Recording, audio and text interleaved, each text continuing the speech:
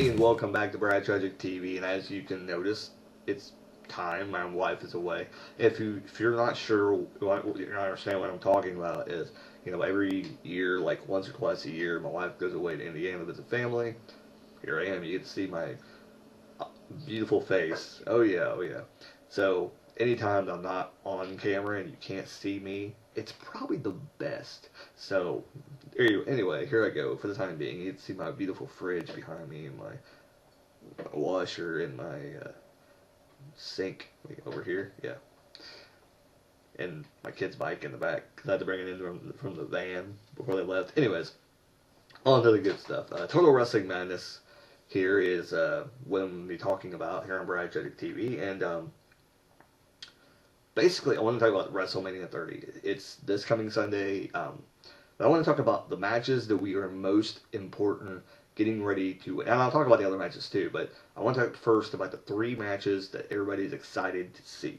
And I want to explain that because if you want to break down all the matches at WrestleMania 30 currently, because I'm sure they'll probably add a few, because what I see down there, it's like, good lord, there's got to be more than that at WrestleMania 30. I mean, if that's all they have, then it's going to be a shitty pay-per-view because, unless Dana Bryan's going to put on like a freaking 25-minute clinic with freaking Triple H, which I doubt it. It's, I hope to God, like, the Andre Giant Battle Royal didn't go, like, an hour and a half or something, because I'd be like, Jesus. Not even the Royal Rumble takes that long. So I'm hoping it wouldn't be, it wouldn't take that long. So they'll probably throw in some, like, the IC title match, maybe, or something, in there. So I'm not sure what they're going to add. But I want to talk about the matches that we're most excited to see. There we go. I'll get the grammar right in a second. So I think the one match that everybody is looking forward to is the one match that everybody's probably puts at the top of their list is the Undertaker Brock Lesnar match. People may argue that one and Triple H and Daniel Bryan are the big ones that they're excited to see, but I don't think anyone would probably say that, yeah, I'm looking forward to Randy Orton versus Batista, because you don't know who's going to be in that match. But still, the uncertainty of that, that kind of hooks on to the Triple H Daniel Bryan match, where it's like, yeah, that's exciting, but still, like, what's going to happen between Undertaker and Brock Lesnar. They're going to put on a good show, and that's going to be a great match. So I'm not even going to include the world title match. I'm just going to include the three matches building up to that, because we don't know what match that is, so we can't really predict anything. I'll make my predictions later on, though. But Undertaker, Brock Lesnar, and it would be Triple H and Daniel Bryan. And then I think Bray Wyatt and John Cena. And some people may be more excited about that more than they are, Daniel Bryan and Triple H. But, I think those, well, I don't know, that's kind of stupid. I wouldn't say that. No, I probably got them in the right order there. Because nobody gives a shit about Randy Orton and Batista, because nobody wanted to see that main event match at WrestleMania. That would be stupid. So it's like, and I kind of thought about that. It's like, there ain't no freaking way they're going to let them headline WrestleMania, because that's just ridiculous. They're going to do something. And then we get the news about the triple threat match happening, where the uncertainty, like, you don't know who's going to main event WrestleMania. So it's kind of cool. Definitely going to be history in the making there. That we've never known the main event of WrestleMania 30. So that's pretty cool. With that being said, let's go into my predictions, and I'll start at the top, or I'll start at the bottom and work my way up. So we get the pre-show, and we get tag team titles on the line. It will be, I'm trying to see if I can remember this. Tag team champions. Who are the tag team champions? Usos. There you go. Which is stupid. I don't understand why they got the belts already. Justin from the Trio Show mentioned this, like, that they shouldn't have dropped the belt. They shouldn't have got the belts until WrestleMania and had a big match with Outlaws and them. But evidently they had a bigger deal waiting in the wings to make to make the Shield baby faces, evidently. So that's why they went this direction. But it doesn't really make any sense to me. I mean, they could have did it with somebody else, but I guess they'd already made Outlaws kind of like the corporate bitches, so that's the way they had to go with that. So we get the tag team champions, Usos, defending against Los Matadors. Who's picking Los Matadors to win the belts? And if they win the belts, I'm gonna freaking go slap Vince McMahon, because that's just ridiculous. Whatever. I know who they are underneath, but why would you make them the Los Matadors? I don't get it. I don't get it. I hope they just unmask one day and just say screw it and shed the gimmick and go back to what they were. It's like, what the hell? Um, and maybe they will someday. They'll just go, take it off. They get the Real Americans, and then they get who else? Oh, Ryback. Oh, and I don't know. I think I'm kind of torn between Ryback and the Real Americans, but I think either way, a heel team is going to walk out with the tag straps. That or the Usos will walk out with the belts. But I think what needs to happen here is the Usos need to retain.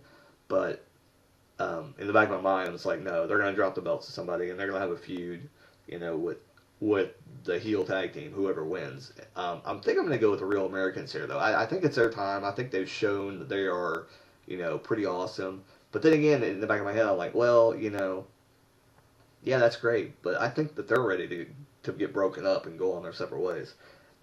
So I think Ryback might actually be who's going to get the belts, or who's going to maybe leave like a lasting impression in the tag team match, and I would move on to have them, have a feud with Usos, whether they win or lose, the belts or not. Then that match will probably move forward and go to Extreme Rules, and then we may see the breakup of the Real Americans here, with Cesaro turning face and Swagger. I don't think Swagger could turn babyface. They tried that; it didn't work. So I think it'll be Cesaro to turn babyface, and then Swagger turn heel, and maybe it'll happen in this match. Los Matadors is just in the match, so sorry, fellas, unless you guys take off your masks in this match, which would be stupid because you were just like the guys like 2 years ago. So I don't think it would really be like, ooh, and then we got the Shield versus New Age Outlaws and Kane. I don't know what the point of this match is, but I missed, I guess, some stuff about this feud. But I mean, I picked the Shield. Why wouldn't I pick the Shield? It'd be kind of awkward to have the other team win. I don't know what the whole purpose of the storyline is, though. To turn them babyface, though, like, the Shield's going to win.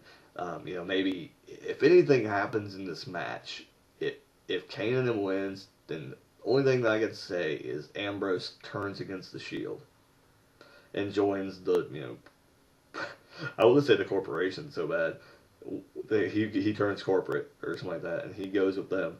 And he's like the maniacal guy that ends up being like the henchman of the whole group or whatever.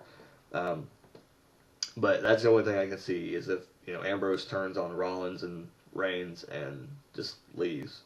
Because I mean I think Ambrose is outgrowing the Shield anyway.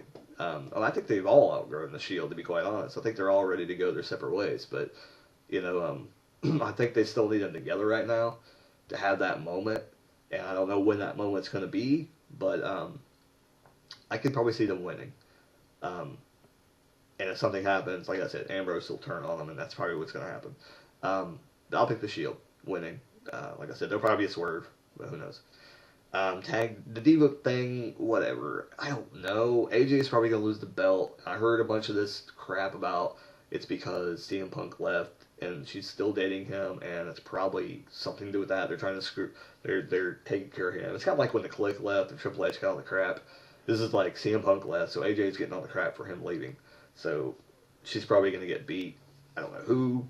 Probably one of the Bella Twins, just because evidently they're going to push them, which makes no sense. I don't think they have any talent in the world, but whatever.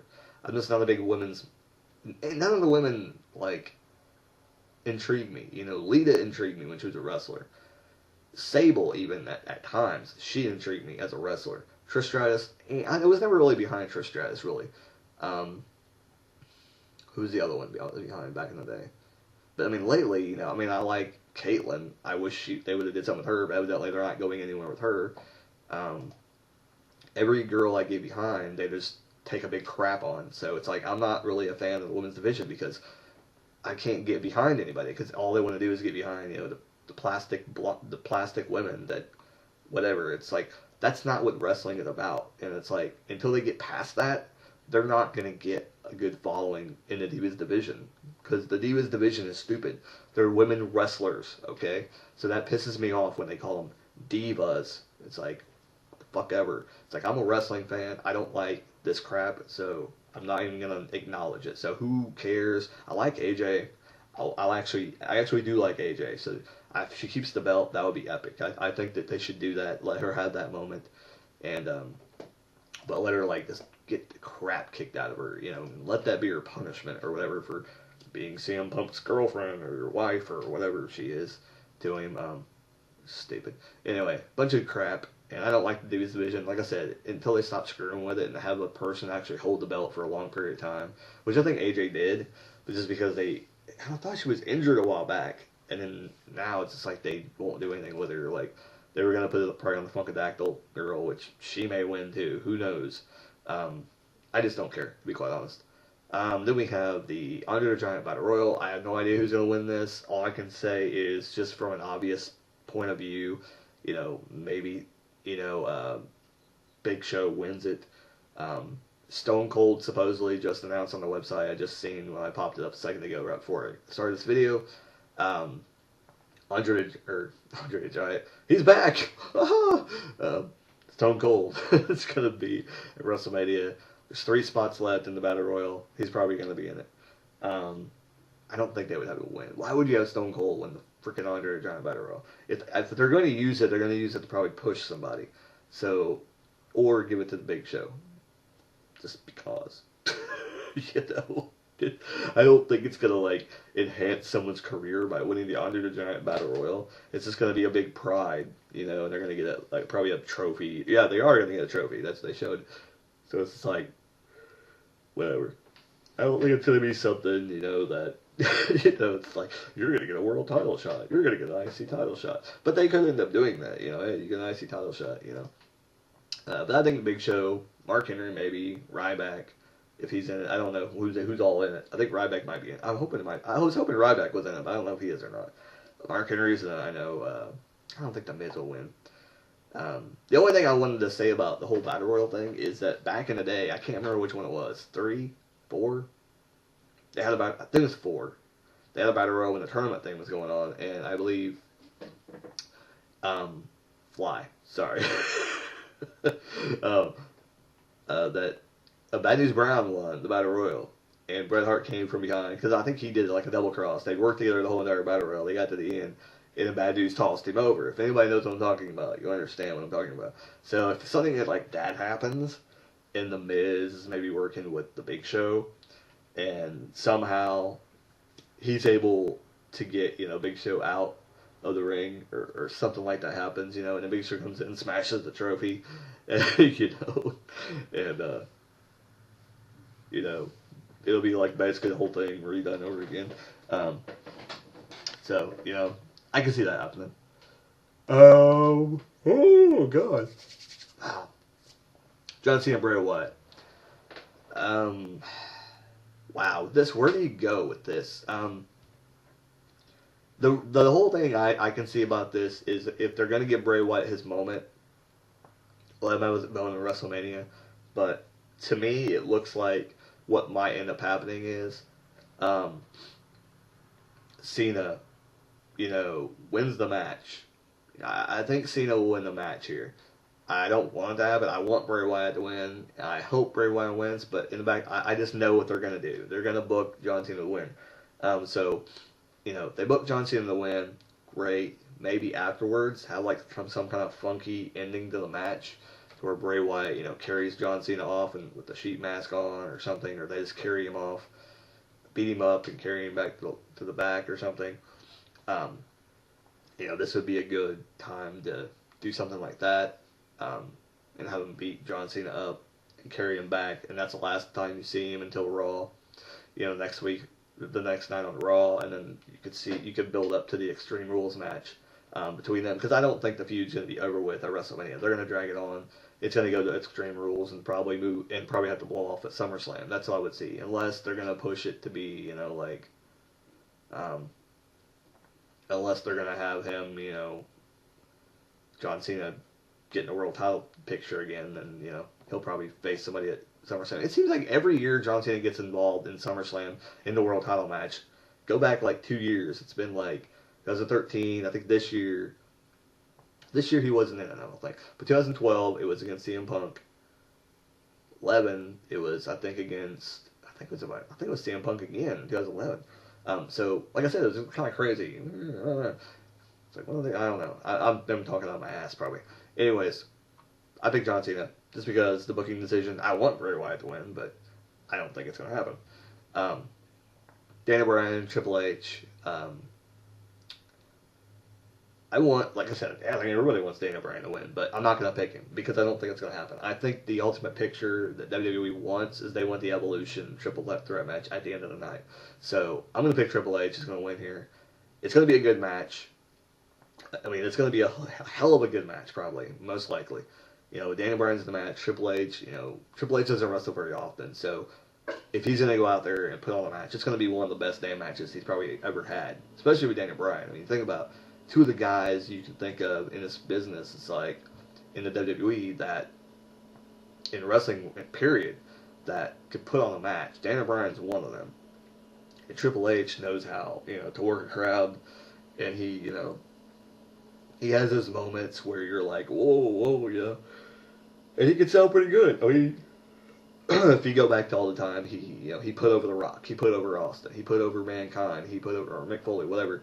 He put over Undertaker. He put over all these guys. Even Shawn Michaels. He put over all these guys and made them look like $1 million. So if you think that he can't put over Daniel Bryan or can't put himself over in this match or put Daniel Bryan over enough to make him look really, really good, and then at the end, pedigree, boom, done. Triple H goes on to face. And the thing about this, though, I hope it goes on for a little bit. But the whole thing about it is, this is what makes me odd about the main event because I don't know what's going to happen. Is I think Triple H is going to win here to have the big match at the end of the night.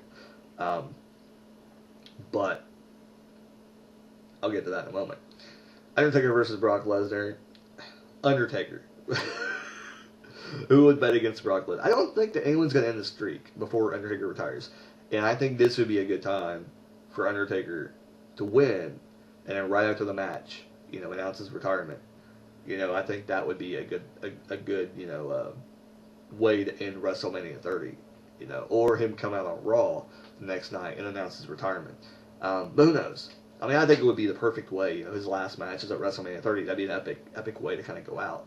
And if he announced it like at the beginning of the night, that would be tremendous. If hey, I'm gonna fight my last match tonight, Brock Lesnar, so I'm gonna go out in a blaze of glory, or something like that. Or they make it like a no disqualification, which would be awesome too. And they could end up doing that. And then we get to the main event.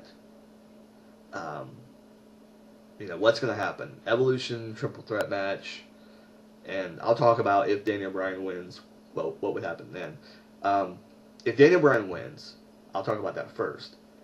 If he wins, my prediction is going to be kind of skewed because I think no matter what, I'm going to peg Batista to walk out the World Heavyweight Champion. I don't see any other way. The only other thing is Randy Orton walks out the World Heavyweight Champion. So I don't see that third participant coming in. I don't see them winning. I don't see them winning at all. If they're going to go all the way and they have Daniel Bryan do that and win, it's going to be a shocker to me because I just don't think it's going to happen. I think Batista will walk out.